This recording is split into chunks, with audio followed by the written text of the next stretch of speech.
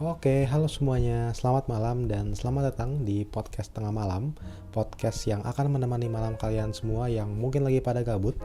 Bersama gue Revi Desantra dan apa kabar kalian semua yang sedang menyaksikan ataupun menonton podcast ini dimanapun kalian berada. Semoga gue doakan dalam keadaan yang baik-baik dan sehat-sehat selalu. Oke, jadi momen yang udah ditunggu-tunggu ya, mungkin lebih tepatnya sama gue sih, yaitu adalah season kedua dari podcast tengah malam. Well, sebenarnya bukan season kedua juga sih, karena di podcast tengah malam yang udah gue bikin di awal berdiri channel Revide Santai ini baru ada 4 episode gitu. Jadi mungkin yang buat kalian yang belum tahu, mungkin rata-rata sebagian besar belum tahu ya, bahwa sebenarnya channel gue ini Revide Santra awalnya itu ada ataupun gue bikin dengan konten yang namanya adalah podcast tengah malam, yaitu sebuah podcast yang gue upload malam-malam, tapi lebih tepatnya kenapa dinamakan tengah malam karena gue ngerekamnya ini mendekati tengah malam gitu. Ini hampir jam-jam 10 ke jam 12, itu hampir mendekati tengah malam, tapi gue nguploadnya malam-malam juga. Jadi makanya kenapa gue bilangnya yang bisa menemani malam kalian yang sedang gabut, tapi untuk jam uploadnya itu biasanya nggak semalam itu juga sih, biasanya kayak jam 8, jam 9 tuh gue nguploadnya gitu. Jadi itulah alasan kenapa gue menamakan podcast tengah malam. Nah, waktu itu gue udah sempat bikin 4 episode awalnya, kalian boleh cek di playlist ada di channel gue, playlist podcast tengah malam itu ada 4 episode. Dan ya di episode pertama sih waktu itu gue bilangnya ya gue pengen coba konsisten bikin sampai ratusan episode gitu, tapi ya namanya juga manusia ya, kadang banyak omdonya, jadi itu tidak terlaksana. Dan akhirnya sekarang tepat 3 tahun setelah gue bikin podcast itu, gue bikin konten itu di tahun 2020, sekarang udah Juni 2023, jadi 3 tahun setelah podcast ataupun setelah konten itu ada dan tiada lagi, waktu itu berhenti gitu kan. Akhirnya gue bisa punya kesempatan lagi untuk bikin podcast ini sekarang, dan gue berharap sih yang kali ini benar-benar bisa akan lebih konsisten, lebih uh, banyak lagi, dan tentunya juga semoga beneran bisa sampai ratusan episode ya. Karena tujuan ataupun istilahnya kenapa gue bikin podcast tengah malam ini adalah karena gue ingin meluangkan semua keluh kesah gue, bisa dibilang, atau semua pikiran-pikiran gue yang biasanya membuat overthinking di jam-jam malam. Karena kadang biasanya jam tengah malam itu kan suka menjadi jam overthinking ya untuk kita para kaum anak-anak muda milenial Gen Z ini ya. Jam-jam tengah malam itu suka menjadi jam-jam overthinking quarter life crisis gitu kan, overthinking mengenai kehidupan kita. Nah, makanya itu gue pengen menuangkan overthinking itu ataupun topik-topik yang gue lagi kepikiran gitu kan untuk gue bahas di podcast ini yang namanya adalah podcast tengah malam yang akan disiarkan di YouTube gue gitu. Jadi buat kalian yang udah menyaksikan ataupun mendengarkan, semoga ini bisa menjadi teman obrolan kalian juga gitu kan. Semoga beberapa episode ada yang sangat-sangat relate juga dengan kalian, dari keluh kesah yang gue rasakan, dari topik yang ingin gue bicarakan, dari apapun itu. Semoga ada yang bisa relate juga dengan kalian. Oke, jadi di episode kali ini gue akan mengambil topik dari apa yang baru aja gue baca dan berita yang baru aja beredar hari ini, lebih tepatnya sore ini. Ini gue rekam gue rekam tanggal 21 Juni, dan baru aja tadi sore Presiden RI, Presiden kita Joko Widodo, Pak Jokowi itu mengumumkan bahwa sekarang kita sudah resmi masuk di era endemi, yang artinya adalah pandemi COVID-19 sudah resmi dinyatakan bukan sebagai wabah yang bukan berbahaya sih, bukan sebagai apa ya istilahnya, pandemik global lagi ya mungkin bisa dibilang ya. Jadi makanya sudah endemi gitu, yang artinya pandemi sudah berakhir. Penyakit COVID juga sekarang kalau nggak salah tadi gue baca beritanya, kalaupun amit-amit kena itu sekarang juga fasilitas kesehatannya bayar gitu kan, yang tadinya ketika di masa pandemi tahun 2020 sampai 2022 itu masih digratiskan gitu kan buat yang kena, dikirimin obat oleh Kementerian Kesehatan kalau yang kena gitu kan. Dan gue pun juga sempet gitu, gue sampai 3 kali gue kena COVID ya waktu itu, tapi nanti gue ceritain deh di episode kali ini gitu ya. Nah, gue pengen membahas topik itu. Sebenarnya gue nggak mau mengulas balik apa yang sudah terjadi ya, hal-hal negatif yang sudah terjadi, karena we know that it's this has been suck for all of us, untuk kita semua gitu loh. 3 tahun belakangan ini pandemi COVID menyerang tahun 2020, lockdown di mana-mana, semuanya menjadi kacau, ekonomi menjadi kacau. Well, our mental and well-being mungkin bisa gue bilang menjadi kacau juga gitu kan. Banyak orang yang menjadi stres di rumah terus, banyak juga yang harus kehilangan keluarga dekatnya, kerabat-kerabat dekatnya, ataupun orang-orang yang dikenal karena virus ini. Banyak juga yang kehilangan pekerjaan karena banyak perusahaan yang memutuskan untuk lay off ataupun istilahnya memberhentikan karyawan karena mungkin ya tadi ya masalah financial itu. Dan di samping itu juga ada banyak sekali pro kontra yang terjadi karena adanya pandemi ini gitu loh. Pro kontranya gue bisa sebutin banyak lah. Salah satunya adalah ya kaum mungkin bisa bilang yang tidak percaya dengan adanya pandemi, kaum yang menentang adanya pandemi, kaum yang menganggap bahwa ini adalah hal yang disembunyikan oleh elit global gitu ya. Dan apakah gue percaya itu, gue tidak akan membahas di sini. Gue memiliki perspektif sendiri sebenarnya akan hal itu, tapi kalau gue bahas di sini yang ada gue memantik perdebatan baru lagi, dan gue nggak mau lah itu. Ini udah gue anggap ini udah lewat. Kurang lebih dari awal tahun 2023 ini, akhir tahun 2022 kita udah mulai kembali hidup normal lagi ya. Sekarang udah, gue bisa bilang mungkin 98-99% udah kembali ke kehidupan normal, dan gue sangat mensyukuri itu ya, karena lagi-lagi menghirup udara segar gitu kan, bisa melakukan aktivitas yang tadinya dilarang atau tadinya dibatasi saat COVID itu sangat-sangat tidak mengenakan gitu. It really sucks gitu loh. Dan sekarang ketika sudah kembali normal 98-99% itu menjadi sesuatu yang harus benar-benar kita syukuri sih. Oke, satu hal yang pengen gua note di sini dari kilas balik era pandemi COVID-19 adalah hal yang gue syukuri tadi gitu. Itu yang pengen gue coba utarakan, yang pengen gue coba bahas di sini. Gue merasa ya, salah satu hal, ya gue nggak bisa bilang positif juga, salah satu hal yang mungkin bisa kita ambil pelajarannya dari adanya pandemi COVID ini adalah, menurut gue, kita lebih bisa mensyukuri lagi dengan kualitas hidup yang sudah kita miliki, kualitas kehidupan, entah itu dari kehidupan sosial, kehidupan diri kita sendiri, kehidupan pribadi kita gitu loh. Menurut gue, at least buat gue pribadi, gue bisa lebih merasakan hal itu, yang artinya adalah yang tadi gue bilang gitu loh, ketika kehidupan sudah mulai kembali berjalan normal lagi ya di hampir setengah tahun lebih belakangan ini, itu gue jadi lebih merasa bahwa kualitas hidup yang kita sudah miliki sebelum adanya pandemi itu tuh ternyata tidak kita hargai sebesar itu. Gue merasa begitu sih, yang artinya adalah mungkin sesimpel kita bisa berkumpul bersama orang-orang terdekat, kita bisa jalan-jalan ke tempat-tempat yang kita inginkan tanpa adanya pembatasan, kita bisa melakukan aktivitas apapun di ruangan terbuka, di ruangan tertutup, dimanapun yang kita mau. Kadang kita merasa mungkin sebelum adanya pandemi itu adalah sesuatu yang biasa, sesuatu yang normal untuk dilakukan gitu loh. Dan cenderung juga kadang beberapa orang mungkin ada yang menganggap bahwa itu membosankan mungkin ya, karena menjadi hal yang rutin yang kita lakukan. Tetapi setelah adanya pandemi yang pada awal-awal membuat kita semua lockdown, semua orang shock ya, bukan cuma di Indonesia doang tapi di seluruh dunia gitu loh. Semua orang shock gitu kan, harus di rumah semua aktivitas ekonomi, sosial itu semua dihentikan, bisa dibilang ya hampir dihentikan gitu loh, hampir membuat kita harus mengisolasi diri di rumah gitu. Jadi sekarang gue merasa itu semua lebih worth it, dan itu semua lebih gue apresiasi gitu loh, kegiatan-kegiatan yang tadinya kita ataupun gue rasa normal dilakukan sebelum adanya pandemi gitu loh. Itu adalah salah satunya, yaitu lebih merasa mungkin bersyukur, dan juga merasa semua hal yang kita bisa lakukan outdoor, kita bisa lakukan dengan orang-orang terdekat kita, itu tuh menjadi lebih spesial gitu loh. Entah kenapa ya, gue merasa seperti itu aja sih gitu loh.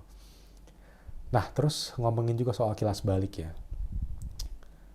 gue tadi sempat bilang gue itu sempat kena COVID, bukan cuma sekali doang. Gue didiagnosa waktu itu sampai 3 kali. Ya 3 kali, benar 3 kali gue kena COVID. Yang dimana itu gue ya it sucks gitu, it sucks. Tapi pada saat gue kena gitu ya, lagi-lagi gue nggak mau bilang, gue nggak mau memantik perdebatan ya. Gue nggak mau bilang gue itu kaum yang percaya bener-bener 100% percaya COVID ada atau enggak, dan lain-lain lah. Itu oh my god, gue nggak akan kesana gitu loh. Tapi pada saat gue kena gitu ya, terutama yang kedua. Oke, jadi mungkin gue ceritain dulu kali ya. Gue yang pertama itu kena waktu itu gue lagi liburan di Bali, tahun 2021. Tapi waktu gue kena yang pertama itu gue tanpa gejala sama sekali gitu loh. Gue didiagnosa waktu gue mau tes. Waktu kan masih ada tes PCR ya sebelum kita harus naik pesawat untuk balik ke Jakarta. Waktu itu sempat masih ada tes PCR gitu kan untuk diliatin di bandara. Nah waktu itu gue itu didiagnosa positif COVID gitu loh, tapi tanpa gejala gitu. Gue tes kedua kalinya didiagnosa masih positif gitu loh. Nah di situ sih gue merasa bahwa ya udahlah gitu loh, mau gimana kan, namanya juga waktu itu lagi di masa-masa sangat-sangat krusial gitu loh. Waktu itu gue inget banget 2021 pertengahan itu juga masa-masa dimana ya itu lagi parah-parahnya gitu loh, puncak-puncaknya gitu kan. Setiap hari beritanya yang ada kasus penambahnya berapa, kasus orang yang meninggal berapa, itu kan sangat menyedihkan. Tapi itulah yang terjadi waktu itu gitu, gue inget banget. Jadi kayak ya udah gue isoman waktu itu kan. Nah yang cukup parah itu adalah yang kedua dan yang ketiga sebenarnya. Itu gue kena waktu itu di karena aktivitas di luar gitu. Gue bisa bilang karena aktivitas di luar. Dan waktu itu gue kena itu yang kedua ya, COVID yang kedua itu gue kena sebulan gitu loh. Hampir sebulan, hampir mendekati sebulan gue kena dengan penyakit yang parah gitu loh, sampai menyerang ke paru-paru dan juga ke pernafasan gitu. Intinya ya, gue nggak mau detail lah ke soal penyakitnya karena apa ya, it makes me sad gitu loh. Itu membuat gue sedih juga sih ngomongin gitu ya, kayak mengingat-ingat lagi gitu loh. Tapi intinya ya gitulah, gue merasa waktu itu yang kedua itu bener-bener bukan sekarat sih, nggak sampai sekarat juga ya, syukurnya gitu kan. Cuman ya sampai agak-agak nggak berdaya lah gitu waktu itu gue, bener-bener di seminggu pertama gitu loh. Habis itu recovery-nya cukup lama, gue didiagnosa juga waktu itu ada flek juga yang membuat gue akhirnya kan gue juga orangnya sebenarnya olahraga ya, tapi waktu itu karena ada flek itu dan juga waktu udah sakit cukup parah, didiagnosa COVID itu ya, jadinya gue waktu masa pemulihan itu harus benar-benar olahraga dari yang pelan banget gitu, dari yang jalan pagi lagi, terus harus pelan-pelan baru mulai bisa lagi kayak kegiatan gue pada umumnya gitu, kayak main tenis lah, main badminton, nge-gym. Itu baru bisa setelah lama lah, hampir 2 bulan kali itu gue baru bisa lagi gitu loh. Nah di situ gue merasa kayak well itu sangat parah gitu loh. Penyakit ini gue nggak bisa bilang apa virusnya, gue juga nggak tahu ya, gue juga tidak memiliki kapabilitas untuk bilang itu gitu loh. Tapi gue merasa itu sangat parah gitu loh, salah satu penyakit yang gue rasakan terparah terjadi di diri gue gitu. Karena gue tuh orangnya sebenarnya daya tahan tubuhnya bisa dibilang sampai saat ini nggak terlalu baik ya. Jadi yang dalam artian gue tuh kadang gampang drop orangnya, nggak memiliki daya tahan tubuh yang cukup bagus juga. Jadi itu yang lagi gue coba benerin sampai sekarang gitu loh. Banyak sih faktornya, gue orangnya overthinking, banyak pikiran. Makanya tadi gue sebutin jam-jam tengah malam itu gue biasa overthinking lah, dari pikiran, terus juga mungkin ya dari tubuh sendiri sih gitu. Walaupun gue orangnya sebenarnya masih ada olahraganya lah dalam seminggu. Gue juga suka main-main kayak yang kayak tadi gue bilang, tenis, badminton dan lain-lain gitu loh. Cuman di sisi lain juga mungkin ya kesalahan gue adalah gue jarang minum vitamin juga sih gitu loh. Semenjak kena COVID dan semenjak belakangan ini gue jadi ya lebih rutinin lah minum vitamin dan gitu-gitulah yang buat badan gue harus lebih fit gitu loh. Bahkan sekarang aja gue juga dalam kondisi yang sebenarnya nggak terlalu fit nih, jujur aja gitu kan. Cuman ya syukurnya sih nggak parah gitu, dan udah menuju kesembuh lah gitu. Nah sebenarnya gitu sih, apa ya, gue merasa 3 tahun kan ya, 3 tahun dari 2020 kan ya sampai sekarang ya. Em, pandemi ini tuh banyak merubah hal gitu loh dari dalam diri gue sendiri. Gue nggak bisa bicara mengenai orang lain lah, tapi gue juga jamin ya orang lain juga banyak yang em, merasa dirinya itu berubah, atau banyak yang merasa bahwa sesuatu itu dalam dirinya berubah gitu loh karena adanya pandemi ini gitu loh. Nah kalau gue pribadi yang tadi gue sebutin, yaitu mengenai bagaimana gue bisa lebih mensyukuri ya waktu-waktu yang gue bisa spend dengan orang-orang terdekat dan dengan siapapun yang ada di luar sana gitu loh. Kualitas kehidupan sosialnya tuh harus lebih disyukurin menurut gue ya. Dan yang kedua adalah bagaimana lebih merawat diri kita lagi sih. Karena gue nggak tahu ya pandemi dari si COVID ini tuh kayak ya gitulah kan, emang muncul apa ya, muncul tips and tricks menjaga tubuh kita lebih lagi kan gitu kan ya. Banyak lah, gue nggak usah sebutin lah, udah pada tahu kan, udah pada enak juga, mual juga didengarnya kan sampai sekarang gitu. Cuman ya at least sekarang kita sudah bisa say hello ya dengan kehidupan normal lagi. Dan gue juga rasa sih, gue juga cukup yakin ya bahwa di setengah tahun belakangan ini kayaknya udah lebih dari 50% orang juga udah nggak terlalu mikirin ya COVID-19 ini, walaupun hal yang masih sangat normal sekarang dan mungkin akan menjadi normal yang baru ke depannya adalah penggunaan masker gitu ya. Walaupun sekarang sudah tidak dianjurkan lagi kan, udah pasti dimanapun tempatnya, tapi ya gue masih sangat-sangat sering melihat sih kalau orang di luar sekarang pakainya masker gitu loh, kemanapun pakai masker. Dan menurut gue itu adalah um, hasil dari pandemi COVID-19 yang akan menjadi mungkin bisa dibilang semi permanen gitu loh ke depannya, yaitu adalah penggunaan masker. Jadi orang-orang sekarang menormalisasi penggunaan itu, dan gue pun juga nanya gitu loh ke salah satunya, mungkin ke pacar gue ya, ke Devi gitu.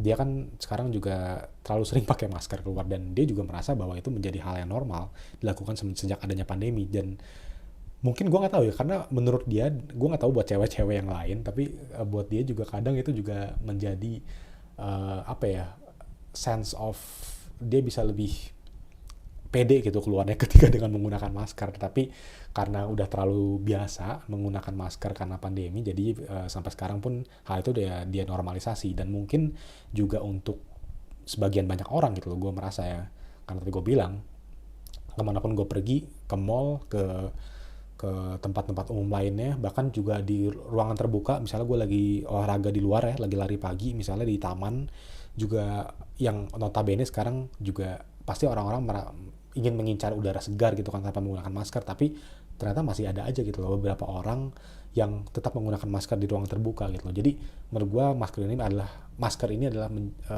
suatu hal atau suatu bisa dibilang mungkin efek atau hasil dari pandemi yang akan menjadi semi permanen gitu loh ke depannya.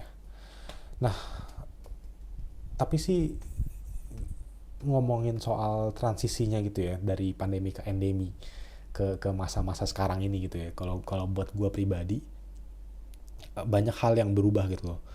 Banyak hal yang menjadi baru sekarang. Misalnya lingkup pekerjaan deh, gua bisa contohin gitu ya. Um, Sudah banyak perusahaan yang menormalisasi juga work from anywhere. Sekarang udah bukan work from home lagi kan.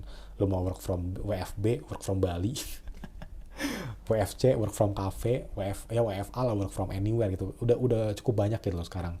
Menurut gue perusahaan-perusahaan yang juga mulai sudah menetapkan itu. Nah, itu kan hal yang bisa dilihat atau hal yang terlihat lebih tepatnya karena adanya efek dari pandemi gitu loh. Karena menurut gue kalau kemarin itu misalnya pandemi tidak menghasilkan semuanya harus bekerja di tempat masing-masing dengan menggunakan teknologi, dengan menggunakan online meeting, itu tuh pasti tidak akan sadar sampai sekarang itu bahwa sebenarnya ada beberapa perusahaan atau mungkin banyak sekali sekarang ya yang sudah mulai sadar bahwa ternyata lebih efektif nih ketika kita bekerja dari mana saja, tapi kita bisa melakukan pekerjaan juga sampai selesai, yang artinya meeting masih bisa diselenggarakan dengan berbagai macam aplikasi online meeting gitu kan.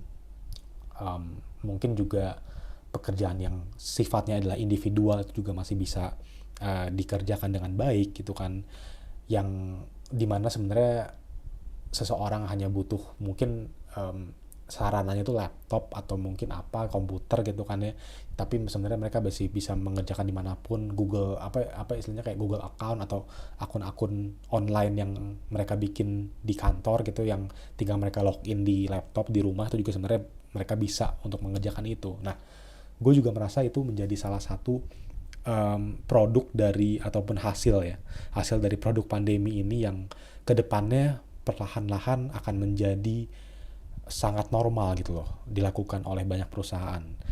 Gue tahu sih sekarang udah jatuhnya mungkin WFO 100% gitu kan ya banyak perusahaan, tapi gue rasa kedepannya mungkin bukan dari perusahaan sih, tapi dari kinerja karyawannya itu akan dilihat ataupun akan terlihat juga bahwa mungkin persentase efektivitasnya akan lebih meningkat ketika mereka bisa work from anywhere. Mungkin ya, gue nggak tahu ya.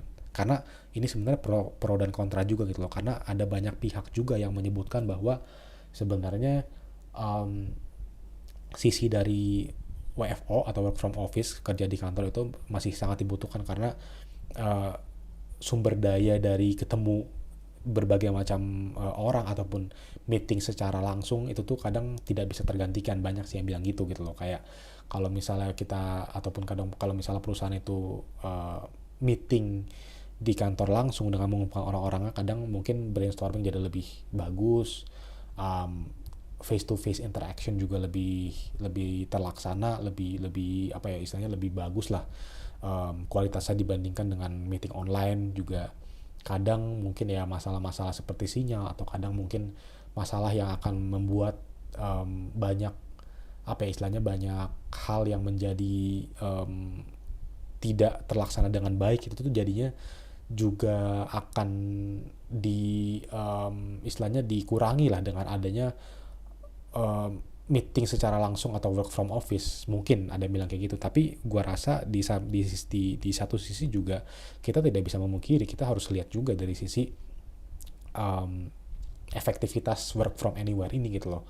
Karena yang tadi gue bilang sekali lagi, kalau produk pandemi COVID-19 ini tidak menghasilkan work from home, sampai sekarang perusahaan atau lingkup pekerjaan ini gue rasa tidak akan melek gitu loh dengan yang namanya teknologi atau aplikasi yang bisa membuat mereka meeting di mana aja gitu loh. Bukan semuanya sih, at least mungkin 20% sampai 30% doang yang akan melek soal itu. Tapi sekarang kan gue rasa lebih dari 70% mungkin udah mulai melek kan soal penggunaan aplikasi untuk online meeting, terus juga efektivitas kerja dari mana aja. Yang penting kerjaannya selesai gitu loh. Dan itu juga yang gue rasakan sekarang di lingkup pekerjaan gue yang saat ini gitu loh, yang dimana sebenarnya pekerjaan masih bisa dilakukan dari mana aja, tidak harus setiap hari ke kantor, tapi juga masih bisa diselesaikan secara individual dan dari tempat apa aja gitu loh. Jadi itu sih yang gue rasa produk ya dari istilahnya gue bisa bilang mungkin end product gitu kan, end product dari pandemi COVID yang akan menjadi sesuatu yang normal ke depannya gitu loh. Tapi at least sekarang sekali lagi gue bilang ya bahwa gue udah bersyukur sekarang udah endemi, artinya udah sangat normal lagi kehidupan, udah nggak harus dikit-dikit keluar kita parno gitu kan, yang sampai dulu gue inget banget itu ya, kalau sampai yang pas parah-parahnya gitu kan, itu tuh waktu kita keluar aja tuh nggak boleh yang salaman lah, terus juga masker harus dipakai terus kecuali makan, terus juga jarak juga harus dibatasin berapa meter, kayak jadi ya mau nafas lega aja tuh susah gitu loh. Gue rasa waktu itu itu parah banget sih. Tapi ya it is what it is. Let bygone be bygones menurut gue. Kayak itu akan menjadi sejarah juga sih, akan dicatat dalam sejarah juga pandemi ini, dengan sudah adanya pandemi sebelumnya yang lebih parah gitu ya. Dan ya we hope kedepannya juga tidak akan ada lagi seperti ini. Semua akan bisa berjalan normal saja gitu kan. Tapi at least kita tahu bahwa dari pandemi ini juga sekarang kita sudah lebih banyak bergerak ke era digital gitu loh. Dan era digital ini gue juga pengen sebenarnya bahas di episode-episode berikutnya sih. Jadi mungkin gue akan simpan pembahasan ini ya sampai sini dulu aja. Jadi sekali lagi itulah topik yang gue sampaikan di episode kali ini. Mungkin ini sebagai permulaan aja gitu loh, karena gue rasa dan gue berharap topik-topik selanjutnya akan menjadi topik yang lebih dalam lagi, lebih personal lagi buat gue, dan mungkin lebih relatable lagi ke kalian. Ini sebagai perkenalan aja. Kita bahas topik yang tadi beritanya juga baru ada dulu gitu kan. Kita bahas, kita kilas balik mengenai si COVID ini, masa-masa pandemi dan sekarang sudah jadi endemi. Tapi di episode-episode berikutnya gue akan coba lebih membawakan topik yang personal dan lebih relatable juga ke masa-masa overthinking mungkin ya. Overthinking kita para kaum milenial Gen Z di jam 12 malam gitu. Jadi terima kasih yang sudah menonton dan kita ketemu lagi berarti di podcast tengah malam episode berikutnya. Bye-bye.